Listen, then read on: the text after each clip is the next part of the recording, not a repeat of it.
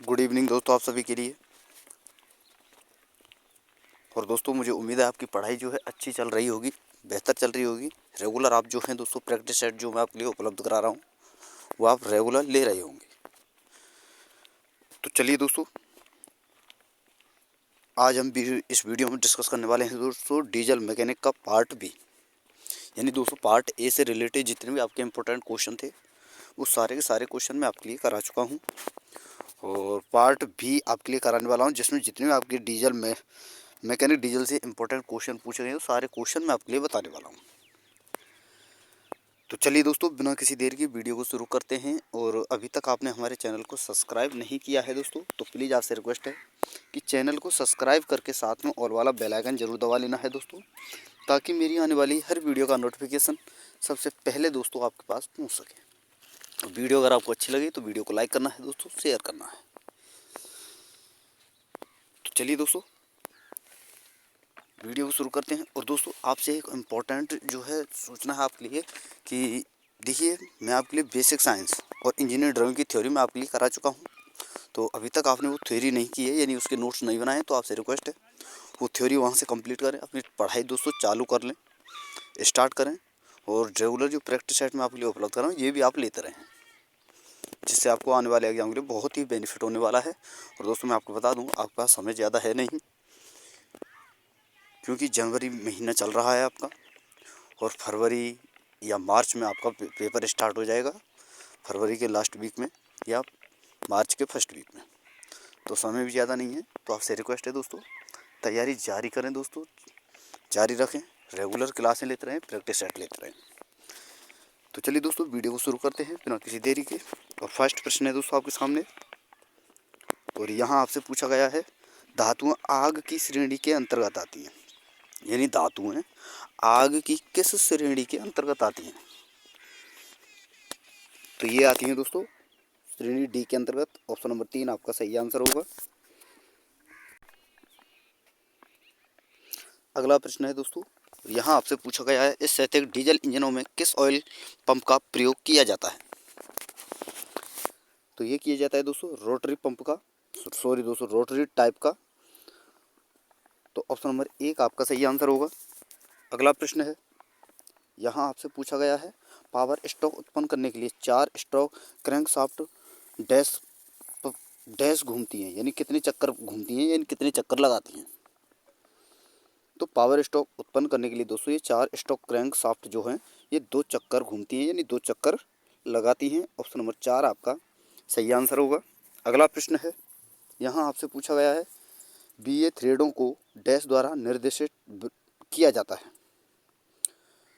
तो BA thread जो होती हैं इन्हें दोस्तों संख्या 0 से 12 तक जो है निर्देशित किया जाता है, यानी दर्शाया जाता है। ऑप्शन नंबर 4 आपका सही आंसर होगा। अगला प्रश्न है, यहाँ आपसे पूछा गया है निम्नलिखित में से कौन सा टर्बो चार्जर में टरबाइन के घूमने का कारण है? तो ये होता है दोस्तों आपका एग्जॉस्ट मैनिफोल्ड से निकलने वाली गैस है, और इसी कारण दोस्तों ये टर्बो चार्जर जो टरबाइन होता है वो घूमता रहता है। तो ऑप्शन नंबर 3 आपका सही आंसर होगा। किसकी वजह से दोस्तों? एग्जॉस्ट मैनिफोल्ड के सॉरी दोस्तों एग्जॉस्ट मैनिफोल्ड से निकलने वाली गैसों के कारण। अगला प्रश्न है, यहाँ आपसे पूछा गया है डीजल इंजन के प्रत्येक सिलेंडर का माध्य प्रभावी दाब कितना होता है? तो ये होता है दोस्तों 8 से 10 बार। ऑप्शन नंबर 1 आपका सही आंसर होगा। अगला प्रश्न है, यहाँ आपसे पूछा गया है दिए गए चित्र में प्रदर्शित औजार को पहचानिए, यानी किस प्रकार का औजार है ये आपको बताना है। तो ये दोस्तों स्पैनर रिंग स्पैनर है।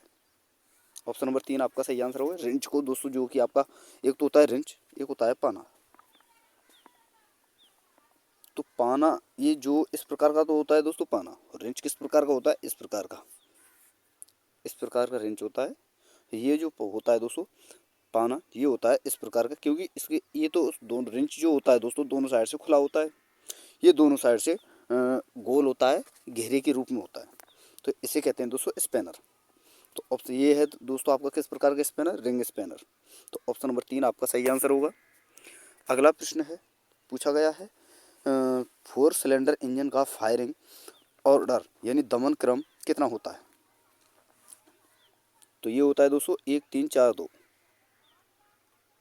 ऑप्शन नंबर 1 आपका सही आंसर होगा। कितना दोस्तों? 1342। अगला प्रश्न है और यहाँ आपसे पूछा गया है ऑटोमोबाइल बैटरी की क्षमता डैश पर निर्भर करती है। तो ऑटोमोबाइल्स जितने होते हैं उनकी क्षमता जो है दोस्तों ये प्लेटों की संख्या और उनके आकार पर निर्भर करती है। ऑप्शन नंबर 1 आपका सही आंसर होगा। अगला प्रश्न है यहाँ आपसे पूछा गया है हेड और बड़े सिरों को जोड़ने वाली कनेक्टिंग रोड के मध्य भाग को क्या कहा जाता है? तो इसे कहते हैं दोस्तों शंक। ऑप्शन नंबर 4 आपका सही आंसर होगा। अगला प्रश्न है यहाँ आपसे पूछा गया है, ये रहा दोस्तों, कि डैश एक ऐसा उपकरण है जिसका उपयोग निकासी प्रणाली यानी दोस्तों एग्जॉस्ट में होने वाले शोर को कम करने के लिए किया जाता है। तो ये कैसा उपकरण है दोस्तों? मफलर। यानी मफलर एक ऐसा उपकरण है जो उपयोग प्रणाली एग्जॉस्ट में होने वाले शोर को कम करने के लिए इसका उपयोग किया जाता है। ये आपको याद रखना है। ऑप्शन नंबर 3 आपका सही आंसर होगा। अगला प्रश्न है और यहाँ आपसे पूछा गया है सिंगल सिलेंडर इंजन को संतुलित करने के लिए प्रतिभार यानी काउंटर वेट डैश में निर्मित किया जाता है। तो प्रतिभार जो है दोस्तों ये क्रैंक शाफ्ट में निर्मित किया जाता है। ऑप्शन नंबर 2 आपका सही आंसर होगा। अगला प्रश्न है और यहाँ आपसे पूछा गया है, ये रहा दोस्तों, इंजन में शीतलन प्रणाली के विफल हो जाने पर निम्नलिखित में कौन सी समस्या उत्पन्न होती है? तो ये होती है दोस्तों पिस्टन सीज हो जाएगा। यानी दोस्तों आपने देखा होगा दोस्तों आपके वाहन जो जैसे मोटरसाइकिल होती है जब उसमें ऑयल नहीं रहता है तो आपने सुना होगा जो मिस्त्री होता है वो क्या करता है दोस्तों, वो बोलता है इसमें ऑयल डलवा ले, ऑयल डलवाना है या ऑयल डलवाना है आपको, ये जो भी है अगर ऑयल नहीं डलवाया तो आपका इंजन सीज हो जाएगा, इंजन चल नहीं पाएगा, वाहन चल नहीं पाएगा। तो यही समस्या है दोस्तों। ठीक है, तो ऑप्शन नंबर 3 आपका सही आंसर होगा। अगला प्रश्न है यहाँ पर आपसे पूछा गया है निम्नलिखित में कौन सा इंजन पिकअप में समस्या का कारण है? कौन सा इंजन दोस्तों? घिसा हुआ क्लच। जिसके क्लच घिसे हुए हैं उसमें पिकअप कम होगा, जिसके क्लच अच्छे हैं तो उसका पिकअप ज़्यादा होगा। तो ऑप्शन नंबर 1 आपका सही आंसर होगा। अगला प्रश्न है यहाँ आपसे पूछा गया है निम्नलिखित में से किस शीतलक यानी कूलेंट का उपयोग एल्यूमिनियम वर्कपीस की रिमिंग के लिए किया जाता है? तो एल्यूमिनियम की रिमिंग में दोस्तों केरोसिन शीतलक का प्रयोग किया जाता है। ऑप्शन नंबर 3 आपका सही आंसर होगा। अगला प्रश्न है यहाँ आपसे पूछा गया है डैश को इंजन और गियर बॉक्स के बीच में रखा जाता है। तो क्लच जो होती है दोस्तों इसको इंजन और गियर बॉक्स के बीच में रखा जाता है। ऑप्शन नंबर 1 आपका सही आंसर होगा। अगला प्रश्न है यहाँ आपसे पूछा गया है सेल वियरिंग डैश से बने होते हैं। यानी सेल वियरिंग जो होता है ये किससे बना होता है? तो ये बना होता है दोस्तों आपको व्हाइट मेटल से। ऑप्शन नंबर 4 आपका सही आंसर होगा। अगला प्रश्न है यहाँ आपसे पूछा गया है वक्रीय ग्रूव काटने के लिए किस प्रकार की छेनी का प्रयोग किया जाता है? तो वक्रीय ग्रूव काटने के लिए दोस्तों किस प्रकार की छेनी का प्रयोग किया जाता है? हाफ राउंड नोजल चेजल का यानी अर्धगोलाकार नोक वाली छेनी का।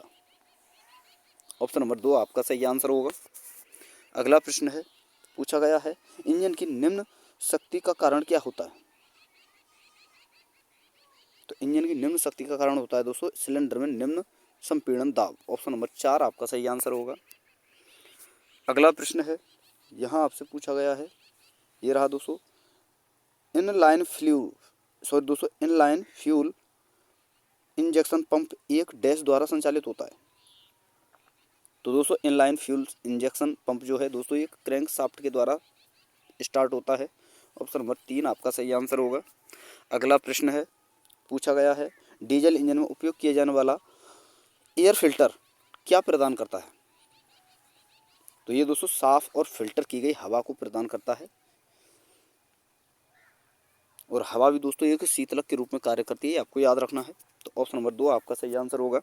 अगला प्रश्न है यहाँ आपसे पूछा गया है इंजन की जल शीतलन प्रणाली में एंटी फ्रीज कूलेंट शीतलक के रूप में किसका प्रयोग किया जाता है? जल शीतलन प्रणाली में दोस्तों किसका? एथिलीन ग्लाइकोल का। ऑप्शन नंबर 3 आपका सही आंसर होगा।